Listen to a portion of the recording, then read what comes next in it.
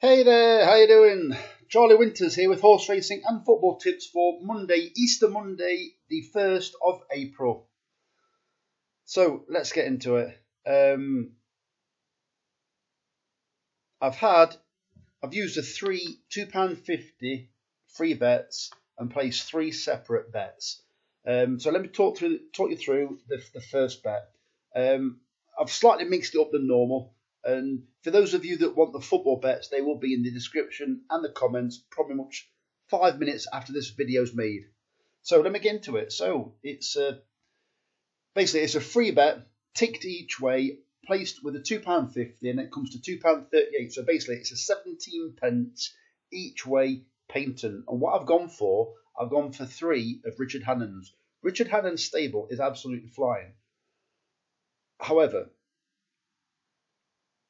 it's only had about 6 runners, and I believe 4 of those were in very valuable races. So whether is actually just like really focused on the on a few horses to get them out to win the big prizes, or whether in general his stable is running well, I don't know. But I can only go by the stats so far, and I think he's had 6 runners, and they've all ran pretty well, or placed, or won. He had a 33 to 1. He had another winner, and I think he's had a couple placed and a couple not beaten too far. So there's 3 of his runners here, and I've included his other runner in another bet. So the first selection is Major. Bearing in mind, we're taking all the fitness on trust. First selection is Major. It's 11 to 2 in the 140 at Wolverhampton, paying 4 places instead of 3. The second selection, which is a very interesting selection, is Night Arc. 16 to 1 in the 515 at Kempton, paying 4 places instead of 3. And the third selection in this bet is Scallywag Bay at 13 to 2 in the 548 at Wolverhampton, paying 4 places instead of 3. I've had this selection twice, and already I've got it at 2 different prices. It's now 11 to 2, I believe, but I believe I've still taken the price further down. So as I said, that's a 17 pence each way patent. The next bet is the £2.50 free bet, and it's a 35 pence win painting. So let me get into it. So the first selection is Majestic Heights at 9 to 4 in the 145 at Kempton.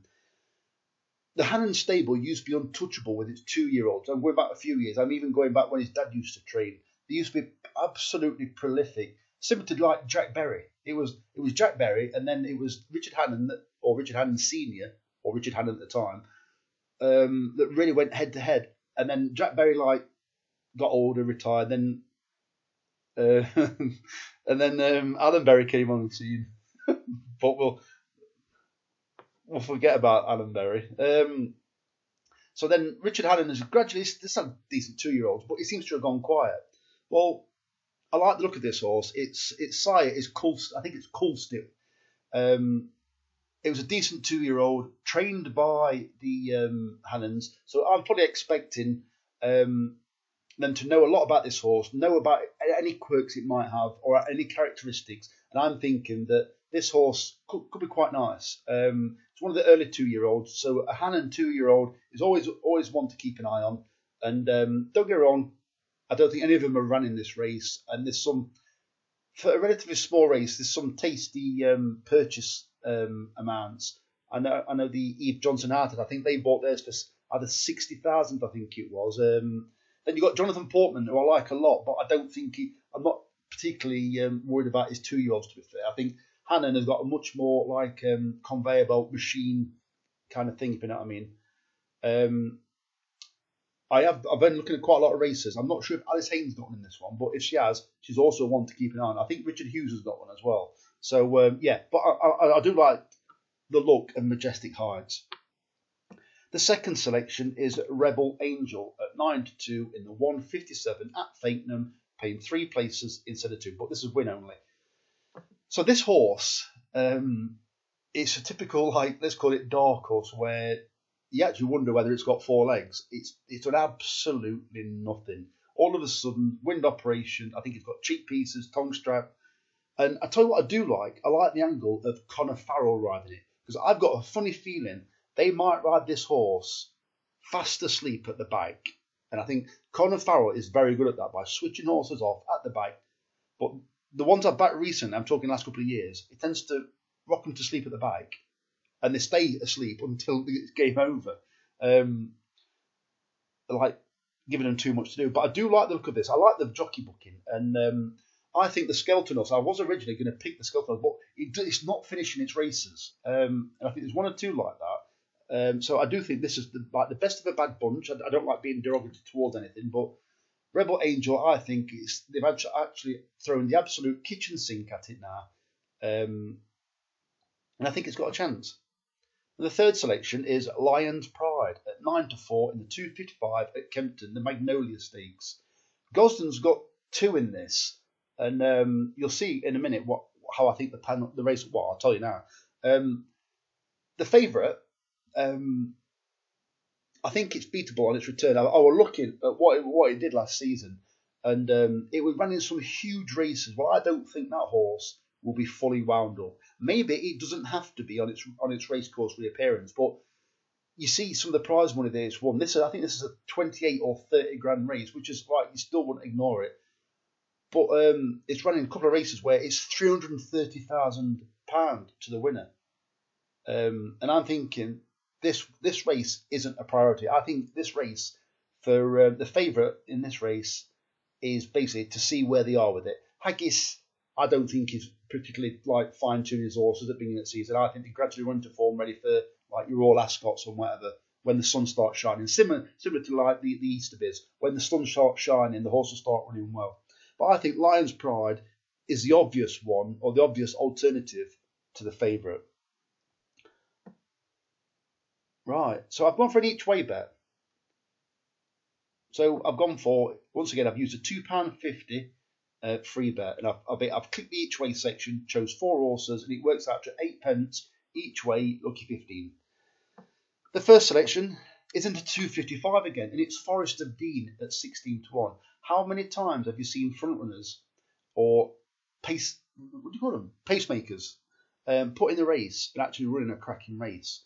Well, with Doubts over the favourite, also my selection in the other race, in the same race, Lion's Pride. Don't get wrong, there's also doubts over that as well. It did run well in its reappearance, Lion's Pride, but also it might need winding up still. Well, this horse had a recent run, and this horse, I think, could be a bit crafty because I think Robert Haviland has chose it, and I think this horse will go to the front. I think they'll possibly ignore it, and I think it could be quite difficult to beat. And it stays further, and it's got a bit to find, but if a lot of these horses, because bearing in mind the favourite, it's got a official rating of 120, but it's only ran to 109 and 111 its last 2 runs. And it's not, in my opinion, it's not going to be wound up. The jockey booking of Ryan Moore is interesting to the favourite, but doesn't mean anything. They might be just prepping it for another race later on. So I think Forest of Dean, it could make them go, and I think you'll see a shorter price come race time.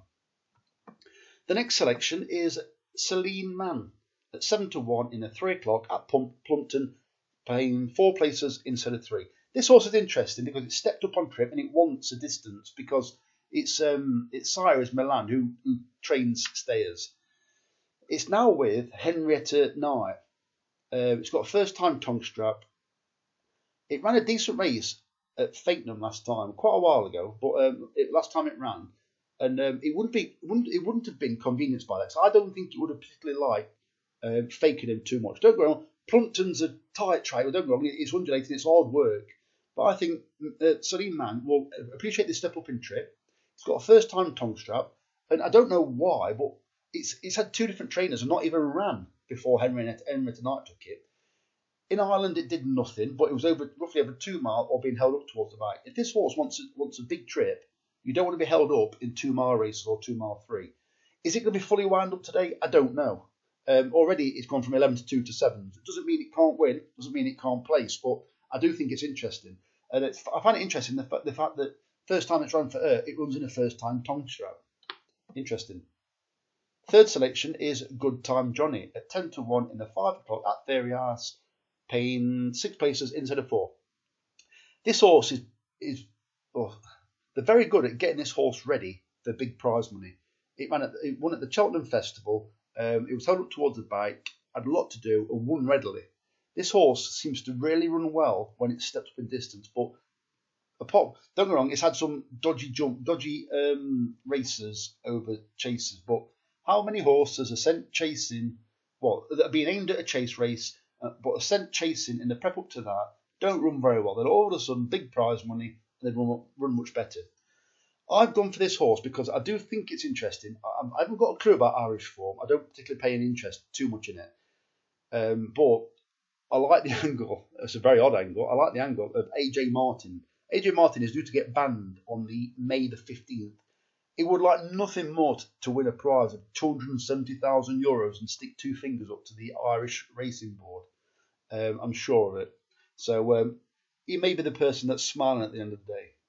And finally, what I did, I made a mistake on this one because I meant to include Night Ark, but I'm happy with Scallywag Bay. So Scallywag Bay at 11-2 in the 5-4 at Wolverhampton, paying 4 places instead of 3. I meant to add Night Ark. That was another Richard Annan. It was a big price Richard Annan runner, but I included Scallywag Bay. I think they both got chances. I'm taking the fitness on trust. I think Night Ark's actually ran once, but I think it's got a chance. Otherwise, I wouldn't have backed it at all. So there's £7.50 in free bets. The football bet will be in the description and the comments below. Please like for good luck. I'm having a shocking run out. And I tell you what, I've had some bad news come. Well, it's not bad news yet, but I'm dreading the news. And this will sound pathetic now because it's totally unrelated, but I follow somebody online. I'm not going to say who it is, but there's him and his dog. The dog's extremely unwell, and it's like I've never had a dog, but it actually pays on mind. I'm not going to see the video for another 3 days, and during the events from 2020 onwards, I think you know what I mean. Yeah, I think it helped to open my eyes a little bit to what was really going on, and it seems like the guy and the dog actually helped me through what was a tough time at the time. It helped me look through and open my eyes. And they was one of the reasons why I took my television in the bin.